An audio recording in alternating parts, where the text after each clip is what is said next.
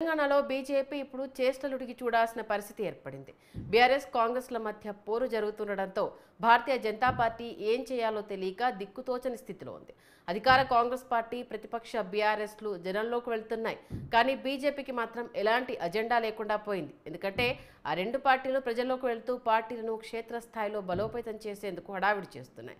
కానీ బీజేపీకి మాత్రం ఏం చేయాలన్నా దానిపై ఒక స్పష్టత లేదు. స్థానిక సంస్థల ఎన్నికలు దగ్గర పడుతున్న సమయంలో బీజేపీ నేతలు ఇలా వ్యవహరిస్తుండడం కొంత క్యాడర్ను అయోమయంలోకి నెడుతున్నాయి. అయితే రుణమాఫీ అంశం ఇప్పుడు తెలంగాణలో హాట్ టాపిక్గా మారింది. అధికార కాంగ్రెస్ పార్టీ తెలంగాణలో రైతులకు ఇచ్చిన మాట మేరకు 2 లక్షల రూపాయల రుణమాఫీ చేసింది. విడతల వారీగా 3 సార్లు రుణమాఫీ చేసింది. ముఖ్యమంత్రి రేవంత్ రెడ్డి చెప్పినట్టుగా ఆగస్టు 15 లోపు కాంగ్రెస్ సర్కార్ రుణమాఫీ చేసింది. ఇదే ప్రతిపక్ష బీఆర్ఎస్ మాత్రం రుణమాఫీ పూర్తిగా జరగలేదంటూ నియోజకవర్గాల స్థాయిలో ఆందోళనలకు దిగింది.